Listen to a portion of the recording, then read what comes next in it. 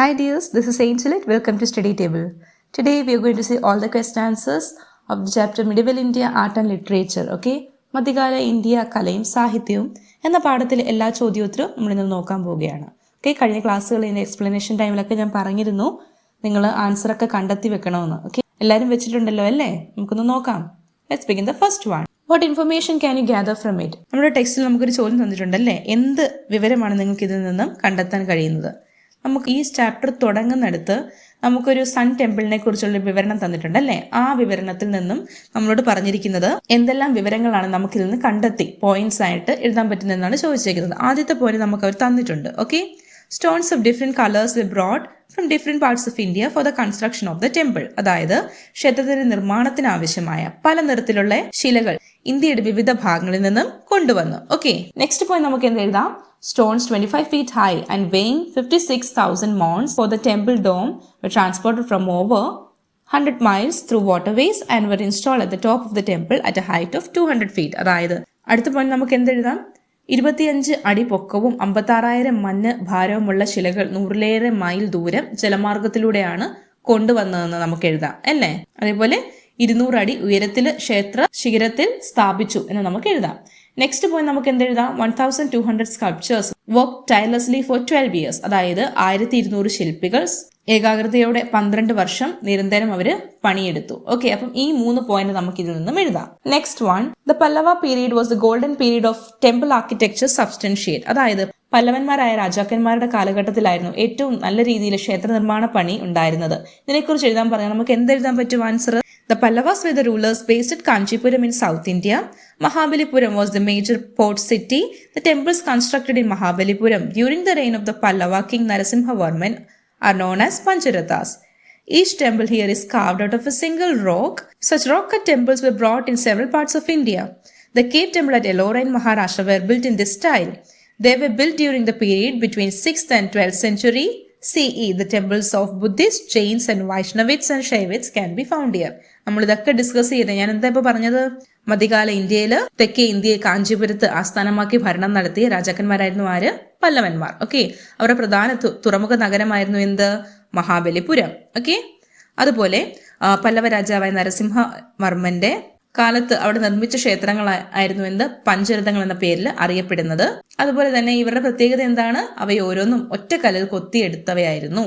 ഇന്ത്യയുടെ പല ഭാഗത്തും ഈ രീതിയിലുള്ള ക്ഷേത്രങ്ങൾ നമുക്ക് കാണാം. മഹാരാഷ്ട്രയിൽ എന്തുണ്ട്? എല്ലോറ ഗുഹാക്ഷേത്രങ്ങളും ഇത്തരത്തിൽപ്പെട്ടവയാണ്. 6ാം നൂറ്റാണ്ട് മുതൽ 12ാം നൂറ്റാണ്ട് വരെയുള്ള ഈ ക്ഷേത്രങ്ങൾ, ആ കാലത്തായിരുന്നു ഈ ക്ഷേത്രങ്ങൾ നിർമ്മിക്കപ്പെട്ടത്. ഓക്കെ, അതേപോലെ ബുദ്ധന്മാർ, ജൈനർ, പിന്നെന്താ വൈഷ്ണവർ, ശൈവർ, ഇവരുടെയൊക്കെ ക്ഷേത്രങ്ങൾ നമുക്ക് ഈ ഒരു രീതിയിൽ കാണപ്പെടുന്നു. Right note on the Chola architecture. അടുത്ത ചോള ആർക്കിടെക്ചറിനെ കുറിച്ചൊരു നോട്ട് എഴുതാൻ പറഞ്ഞാൽ നമുക്ക് എന്ത് എഴുതാൻ പറ്റും? In the period that followed, a new style of temple architecture came into being. In the style, tall temples were constructed using chiseled rocks. Most of these temples were multi-storied. The Brihadishwara temple in Tanjavur, constructed during the reign of Rajaraja Chola, and the Kamakya temple in Assam epitomize the style. പിൽക്കാലത്ത് ചെത്തിമിനുക്കിയ പാറകൾ ഉപയോഗിച്ച് ഉയരമേറിയ ക്ഷേത്രങ്ങൾ നിർമ്മിക്കുന്ന രീതി നിലവിൽ വന്നു. Okay, അപ്പോൾ ഇവയിൽ ഭൂരിഭാഗവും എങ്ങനത്തെ ആയിരിക്കും? ബഹുനില ക്ഷേത്രങ്ങളായിരിക്കും. ഒത്തിരി ഫ്ലോർ കാണും, ഒത്തിരി നിലകൾ കാണും. ഓക്കെ, അപ്പം അതിന്റെ എക്സാമ്പിൾ ആണ് എന്തൊക്കെ? ആസാമിലെ കാമാഖ്യ ക്ഷേത്രവും അതേപോലെ ചോള രാജാവായ രാജരാജൻ തഞ്ചാവൂരിൽ നിർമ്മിച്ച ബൃഹദീശ്വര ക്ഷേത്രം. ഓക്കെ, അപ്പം എന്തൊക്കെയാണ് നമ്മൾ കണ്ടല്ലോ? Chola architecture. Next one, the contemporary style of temple architecture in India has developed through different stages. അതായത് ഇന്ത്യയിൽ ഇന്ന് കാണുന്ന ക്ഷേത്ര നിർമ്മാണ രീതി വിവിധ ഘട്ടങ്ങളിലൂടെ വികാസം പ്രാപിച്ചതാണ്. ഇതിൽ നമുക്ക് എന്തെഴുതാൻ പറ്റും? The temple architecture reached its top after the 6th century, especially between the 10th and the 12th century. Many temples built in this period, temples built by Pallavas at Kanchi and Mahabalipuram were rock-cut temples. The Pancharatna temple is carved out of a single rock. The Brihadishwara temple in Tanjavur, constructed during the reign of Rajaraja Chola, was constructed using chiseled rocks. Kamakya temple in Assam is also an example for this. Later, the style of adorning temple walls with sculptures became prevalent. The Khajuraho temple in Madhya Pradesh is an example for this style. From this, we can understand that the contemporary style of temple architecture in India has developed through different stages. അതായത് നമുക്ക് എന്ത് പറയാൻ പറ്റും? ഇന്ത്യയിലെ വാസ്തുവിദ്യാ രീതി ഒരുപാട് ഘട്ടങ്ങളിലൂടെയാണ് കടന്നു വന്നത്. നമുക്ക് എങ്ങനെ എഴുതാം? ഇതിൽ നമുക്ക് എന്താ എഴുതാൻ പറ്റും? ഈ ഒരു ആൻസറിൽ നമുക്ക് പല പല ടെമ്പിൾ നമ്മൾ കണ്ടല്ലോ അല്ലേ, പല രാജാക്കന്മാരുടെ കാലഘട്ടത്തിൽ അവർ നിർമ്മിച്ച ടെമ്പിളിന്റെ എല്ലാം കൂടി ചേർത്ത് നമുക്ക് ഈ ഒരു ആൻസർ എഴുതാൻ പറ്റും. പല്ലവ രാജാക്കന്മാരുടെയും ചോള രാജാക്കന്മാരുടെയും അവരുടെയൊക്കെ നമുക്ക് ആൻസർ ചേർത്താണ് നമ്മൾ ഈ ഒരു ആൻസർ എഴുതുന്നത്. ഓക്കെ, അപ്പോൾ നമ്മളിവിടെ എന്താ പറയുന്നത്, 10ഉം 12 നൂറ്റാണ്ടുകളുടെ ഇടയിലായിരുന്നു ക്ഷേത്ര നിർമ്മിതികൾ കൂടുതലായി ഇന്ത്യയിൽ കാണപ്പെട്ടത്. ആ കാലത്തിൽ ഒരുപാട് ക്ഷേത്രങ്ങൾ നിർമ്മിക്കപ്പെട്ടു. അതിൽ വളരെ ഫേമസ് ആയ ക്ഷേത്രങ്ങളായിരുന്നു കാഞ്ചിയിലും മഹാബലിപുരത്തും കാണുന്ന പല്ലവന്മാർ രാജാക്കന്മാരായിരുന്ന സമയത്ത് നിർമ്മിച്ച ക്ഷേത്രങ്ങൾ. പിന്നെന്താണ് പഞ്ചരഥ ക്ഷേത്രങ്ങൾ കാണുന്ന, അതെന്താണ് പഞ്ചരഥ ക്ഷേത്രം, ഒറ്റക്കല്ലിൽ നിർമ്മിക്കപ്പെട്ടവയായിരുന്നു. പിന്നെ നമുക്ക് എന്തെഴുതാം, തഞ്ചാവൂരിൽ ബൃഹദീശ്വര ടെമ്പിൾ, അതിന്റെ പ്രത്യേകത എന്തായിരുന്നു, ചെത്തിമിനിക്ക് ചെസൽഡ് റോക്ക് കൊണ്ട് പണിതതായിരുന്നു. രാജരാജ ചോള അദ്ദേഹത്തിന്റെ ഭരണകാലത്തായിരുന്നു. പിന്നെന്തെഴുതാം, കാമാഖ്യ ടെമ്പിൾ ആസാമിൽ കാണപ്പെടുന്ന അതുപോലത്തെ ഒരു ക്ഷേത്രമായിരുന്നു അല്ലേ. ശില്പങ്ങൾ ക്ഷേത്രഭിത്തികൾ കൊണ്ട് അലങ്കരിക്കുന്ന സമ്പ്രദായം പിന്നീട് വന്നല്ല, അതിന്റെ ഒരു എക്സാമ്പിൾ ആണ് ഖജുറാവ് ടെമ്പിൾ മധ്യപ്രദേശിൽ കാണപ്പെടുന്നത്. ഓക്കെ, അപ്പം ഇങ്ങനെ ഓരോ ഘട്ടങ്ങളിലൂടെയാണ് എന്ത് കടന്നു നമ്മുടെ ഇന്ത്യയിൽ കാണപ്പെടുന്ന ഇന്നത്തെ ക്ഷേത്ര ആർക്കിടെക്ചർ, ടെമ്പിൾ ആർക്കിടെക്ചർ എത്തിയിരിക്കുന്നത്. What are the features of Indo Islamic style of architecture? അല്ലെങ്കിൽ നമ്മളോട് ചോദിക്കൂ, identify the features of Indo Islamic style of architecture. എങ്ങനെ ചോദ്യം വന്നാലും ഇൻഡോ ഇസ്ലാമിക് സ്റ്റൈലിന്റെ സവിശേഷതകളെ കുറിച്ച് ചോദിക്കുവാണെങ്കിൽ നമുക്ക് ആ വാസ്തുവിദ്യാ രീതി എന്താണെന്ന് നമുക്ക് പറയാം. Arcs, domes and minerals were the notable features of this style. Figures of flowers and plants were carved for decorating buildings. Mortar, red sandstone and marbles were used for construction. Spacious garden was set on the building premises. നമുക്ക് ഈ ആൻസറിൽ എന്തൊക്കെ എഴുതാം, കമാനങ്ങളും താഴികക്കുടങ്ങളും മിനാരങ്ങളും ഈ ശൈലിയുടെ മുഖ്യ സവിശേഷതകളാണ്.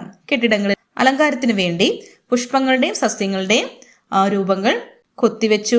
അതേപോലെ കെട്ടിടങ്ങളുടെ നിർമ്മാണത്തിന് കുമ്മായം, ചുവന്ന കല്ല്, മാർബിൾ മുതലായവ ഉപയോഗിച്ചിരുന്നു അല്ലേ. പിന്നെന്തൊക്കെയുണ്ട്, ഈ കെട്ടിടങ്ങളോട് ചേർന്ന് തന്നെ എന്ത് കാണുമായിരുന്നു, വിശാലമായ പൂന്തോട്ടങ്ങളും ഉണ്ടായിരുന്നു. Write a note on Qutub Minar. കുത്തബ് മിനാറിനെ കുറിച്ച് എന്തെങ്കിലും എഴുതാൻ പറഞ്ഞാൽ നമുക്ക് എന്തെഴുതാൻ പറ്റും? The Qutub Minar was the first building constructed in the style. The construction of the Qutub Minar was started during the reign of Qutbuddin Aybak, the founder of the Sultanate. Later, Iltutmish completed the construction. A tall tower and balconies projecting from it are the striking features of this building. നമുക്ക് എന്തൊക്കെ എഴുതാം കുത്തബ് മിനാറിനെ കുറിച്ച്? അത് Indo Islamic സ്റ്റൈലിലെ ഏറ്റവും ആദ്യം നിർമ്മിക്കപ്പെട്ടതാണ് എന്ത്, Qutub Minar. Okay, അതിന്റെ നിർമ്മാണം ആരായിരുന്നു ആരംഭിച്ചത്? കുത്തുബുദ്ദീൻ ഐബക്ക് ആയിരുന്നു. പക്ഷെ അത് കംപ്ലീറ്റ് ചെയ്ത ആരായിരുന്നു? ഇൽത്തുമിഷ് ആയിരുന്നു. ഓക്കെ, അതിന്റെ എന്തായിരുന്നു പ്രത്യേകത? ഉയരമുള്ള ഗോപുരവും അതേപോലെ ഗോപുരത്തിൽ നിന്ന് തള്ളി നിൽക്കുന്ന ബാൽക്കണിയുമായിരുന്നു ഇതിന്റെ സവിശേഷത. Next, write a note on Humayun's tomb. അതായത് ഹുമായൂണിന്റെ ശവകുടീരത്തെ കുറിച്ച് എന്തെങ്കിലും എഴുതാൻ പറഞ്ഞാൽ നമുക്ക് എന്തെഴുതാൻ പറ്റും? Humayun's tomb in Delhi is an epitome of the style. It is situated in the center of a beautiful garden. This tomb is made of red sandstone and marble. The Taj Mahal was constructed in the style and form of this monument. നമുക്ക് എന്തൊക്കെ എഴുതാം? അതെ, ഡൽഹിയിൽ സ്ഥിതി ചെയ്യുന്ന ഹുമായൂണിന്റെ ശവകുടീരം എന്ത് ശൈലിയിലാണ് നിർമ്മിക്കപ്പെട്ടത്? ഇൻഡോ ഇസ്ലാമിക് ആണ്. ഓക്കെ, മനോഹരമായ പൂന്തോട്ടത്തിന്റെ മധ്യയാണ് ഈ ശവകുടീരം സ്ഥിതി ചെയ്യുന്നത്. ഇതിന്റെ എന്തൊക്കെയാണോ നിർമ്മിക്കാൻ ഉപയോഗിച്ചിരുന്നത്? ചുവന്ന മണൽക്കല്ലും വെണ്ണക്കല്ലും കൊണ്ടാണ് ഇത് നിർമ്മിച്ചിരുന്നത്. താജ്മഹലിന്റെ നിർമ്മാണത്തിൽ നമ്മുടെ ഈ ഒരു സ്മാരകമായിരുന്നു മാതൃകയാക്കി നിർമ്മിച്ചിരുന്നത് Taj Mahal. Okay, next one, what were the peculiarities of Taj Mahal. താജ്മഹലിന്റെ സവിശേഷതകൾ എന്തൊക്കെയായിരുന്നു? നമുക്ക് എന്തെല്ലാം എഴുതാം? The Taj Mahal in Agra, constructed by Shah Jahan in memory of his wife Mumtaz Mahal, is the best example of Indo-Islamic style of architecture. White marble was used for its construction. എന്തൊക്കെ എഴുതാം? മുഗൾ ചക്രവർത്തിയായ ഷാജഹാൻ പത്നി മുംതാസ് മഹലിനെ ഓർമ്മയ്ക്കായിട്ടാണ് ആഗ്രയിൽ നിർമ്മിച്ച Taj Mahal Indo Islamic ശൈലിയുടെ ഏറ്റവും നല്ലൊരു ഉദാഹരണമാണ്. ഓക്കെ, അതുപോലെ ഇതിന്റെ നിർമ്മാണത്തിന് വെള്ള മാർബിൾ ആണ് ഉപയോഗിച്ചത്. Next, why is Red Fort name so. എന്തുകൊണ്ടാണ് ചെങ്കോട്ടെ അങ്ങനെ വിളിക്കാൻ കാരണം, ആ പേര് കൊടുക്കാൻ എന്താ കാരണം? Red Fort is the most important fort built during the Mughal period. The fort is made entirely of red stone. കാരണം എന്താ? കാരണം മുഗൾ ഭരണകാലത്ത് കോട്ടകളിൽ ഏറ്റവും പ്രധാനപ്പെട്ട കോട്ടയായിരുന്നു എന്ത്? ചെങ്കോട്ട. ഓക്കെ, പൂർണ്ണമായി ചുവന്ന മണൽക്കല്ലുകൾ കൊണ്ടാണ് എന്ത് നിർമ്മിച്ചിരുന്നത്? ചെങ്കോട്ട. അതുകൊണ്ടാണ് ഇതിന് എന്ത് പേരിടാൻ കാരണം? റെഡ് ഫോർട്ട് എന്ന് പേരിടാൻ കാരണം. Which are the major structures in the period of Shah Jahan?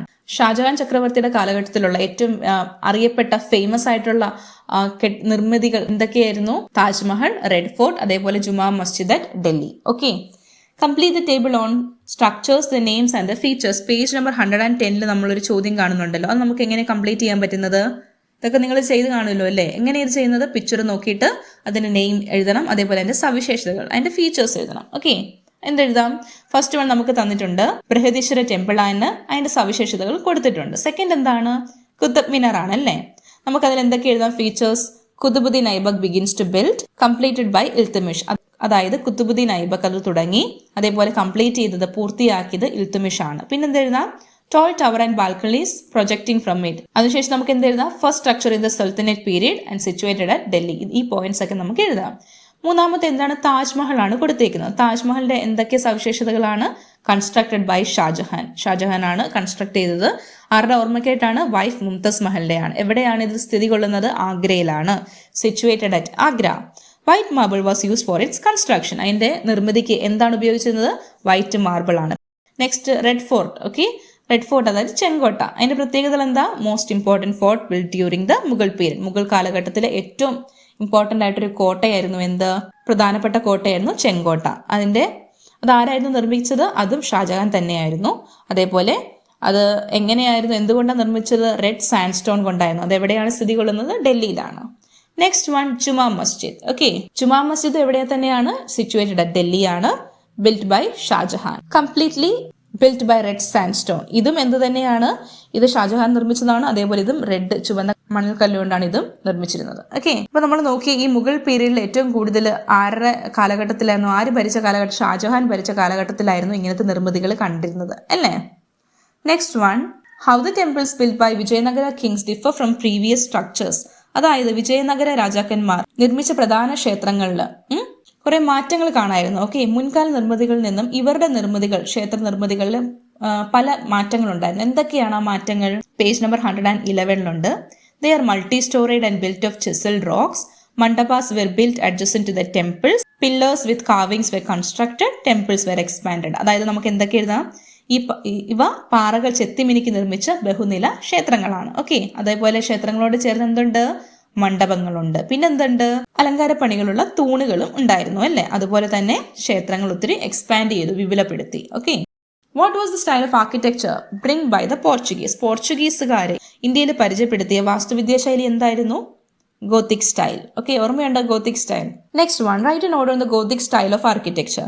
Gothic style ആർക്കിടെക്ചറിനെ കുറിച്ച് ഒരു ഷോർട്ട് നോട്ട് എഴുതാൻ പറഞ്ഞാൽ നമുക്ക് എന്തെഴുതാൻ പറ്റും? During the 16th century, the Portuguese introduced a new style of architecture in India. It is known as the Gothic style. Pointed towers and arcs are the major features of this style. The St. Francis Church in Kochi and Bom Jesus Church in Goa are examples of this style. അതായത് 16-ാം നൂറ്റാണ്ടിൽ പോർച്ചുഗീസുകാർ ഒരു പുതിയ വാസ്തുവിദ്യാ ശൈലി ഇന്ത്യയിൽ നമുക്ക് പരിചയപ്പെടുത്തി. ഓക്കെ, ഇത് ഗോത്തിക് ശൈലി എന്നാണ് അറിയപ്പെടുന്നത്. ഇതിന്റെ പ്രത്യേകതകൾ എന്തൊക്കെയാണ്? കൂർത്ത ഗോപുരങ്ങളും അതേപോലെ കമാനങ്ങളും. ഓക്കെ, അതാണ് ഇതിന്റെ പ്രത്യേകതകൾ. പിന്നെന്താ, എവിടെയൊക്കെയാണ് നമുക്കിത് കാണാൻ പറ്റുന്നത്? കൊച്ചിയിലുള്ള സെന്റ് ഫ്രാൻസിസ് ചർച്ചും അതേപോലെ ഗോവയിലുള്ള ബോം ജീസസ് ചർച്ചും ഇതിന്റെ വലിയ ഉദാഹരണങ്ങളാണ്. Next one, അനാലിസ് the change brought about in the fields of music and painting in medieval India. അതായത് മധ്യകാല ഇന്ത്യയിൽ സംഗീതത്തിലും ചിത്രകലയിലും ഉണ്ടായ മാറ്റങ്ങൾ വിശകലനം ചെയ്യാനാണ് പറഞ്ഞിരിക്കുന്നത്. ഇവിടെ നമുക്ക് എന്തെഴുതാം? Apart from architecture, music also flourished during the medieval period. Carnatic music flourished in south India. Purandaradasa was the famous Carnatic musician of the age. During the Sultanate Mughal period, the influence of Persian music gave birth to a new style of music. It is known as Hindustani music. Amir Khusrau, Tansen, etc. were the famous musicians of the period. Qawwali, a form of music developed back then. Tabla and sitar are examples of musical instruments evolved during the period. പിന്നെ നമുക്ക് പെയിന്റിങ്ങിനെ കുറിച്ച് എന്തൊക്കെ എഴുതാം? Several remarkable changes were apparent in the field of paintings. The major themes were Ramayana, Bible, royal life and nature. അതായത് നമ്മൾ army മ്യൂസിക്കിനെ കുറിച്ച് എഴുതി. എന്തൊക്കെയാണ്? വാസ്തുവിദ്യയെ കൂടാതെ സംഗീത രംഗവും അഭിവൃദ്ധി പ്രാപിച്ചൊരു കാലഘട്ടമായിരുന്നു മധ്യകാല ഇന്ത്യ. അതേപോലെ ദക്ഷിണേന്ത്യയിലെ കർണാടക സംഗീതമായിരുന്നു കൂടുതൽ വികാസം പ്രാപിച്ചത്. അതിന്റെ ശ്രദ്ധേയനായിരുന്ന ആരായിരുന്നു? പുരന്ദരദാസൻ. ഓക്കെ, അതേപോലെ സൽത്തനത്ത് മുഗൾ കാലഘട്ടത്തിൽ പേർഷ്യൻ സംഗീതത്തിന്റെ സ്വാധീന ഫലമായി പുതിയൊരു സംഗീത ശൈലി ഇന്ത്യയിൽ രൂപപ്പെട്ടു. അതെന്താണ്? ഹിന്ദുസ്ഥാനി സംഗീതം. ഓക്കെ, അതിന്റെ ആരൊക്കെയാണ് ഫേമസ് ആളുകൾ? ആരൊക്കെയാണ്? അമീർ ഖുസ്രാവ് അതേപോലെ താൻസൻ ആയിരുന്നു. ഇതിന്റെ ഒരു രൂപമായിരുന്നു എന്ത്? ഖവാലി. ഓക്കെ, പിന്നെ പുതിയ സംഗീതോപകരണങ്ങൾ ഇക്കാലഘട്ടത്തിൽ രൂപം കൊണ്ടു. അവ ഏതൊക്കെയായിരുന്നു? തബലയും സിത്താറും. ചിത്രകലാ രംഗവും എന്തായിരുന്നു? ഇതുപോലെ തന്നെ മാറ്റങ്ങൾ സംഭവിച്ചു. അവരുടെ പ്രധാനപ്പെട്ട പ്രമേയങ്ങൾ എന്തൊക്കെയായിരുന്നു? രാമായണം, ബൈബിൾ, കൊട്ടാര ജീവിതം, പ്രകൃതി ദൃശ്യങ്ങളും ആയിരുന്നു. Okay, what were the themes adopted for painting during that period? അതായത് ആ കാലഘട്ടത്തിൽ അവരുടെ പ്രധാനപ്പെട്ട പ്രമേയങ്ങൾ എന്തൊക്കെയായിരുന്നു ചിത്രരചനയൊക്കെ ഉള്ളത്? എന്തെല്ലാമായിരുന്നു? The major themes were the Ramayana, the Bible, the royal life and nature. Ramayanam, Bible, കൊട്ടാര ജീവിതം, പ്രകൃതി ദൃശ്യങ്ങൾ തുടങ്ങിയവയായിരുന്നു അവരുടെ ചിത്രങ്ങളുടെ പ്രമേയങ്ങൾ. Next question, write a note on Bhakti movement. Bhakti മൂവ്മെന്റിനെ കുറിച്ചൊരു നോട്ട് എഴുതാൻ പറഞ്ഞാൽ ഭക്തി പ്രസ്ഥാനത്തെക്കുറിച്ച് എന്തെഴുതാൻ പറ്റും? The Bhakti movement formed in South India was based on deep love and devotion towards God. Guru Nanak, Kabir Das, Tulsidas, Surdas, Tukaram, Mirabai and Chaitanya were the main propagators of the Bhakti movement in North India. പിന്നെ നമുക്ക് എന്തെല്ലാം എഴുതാം? The poets of the Bhakti movement wrote in the language of the common people. It stimulated the development of the following languages. എന്തൊക്കെയാണത്? Malayalam, Tamil, Telugu, Kannada, Marathi, Hindi, Bengali, Gujarati. അതായത് ഭക്തി പ്രസ്ഥാനം എവിടെയാണ് ദൈവത്തോടുള്ള ഒരു സ്നേഹവും ഭക്തിയും അതിന്റെ അടിസ്ഥാനമാക്കിയാണ് ഈ ഒരു പ്രസ്ഥാനം രൂപം കൊണ്ടത്.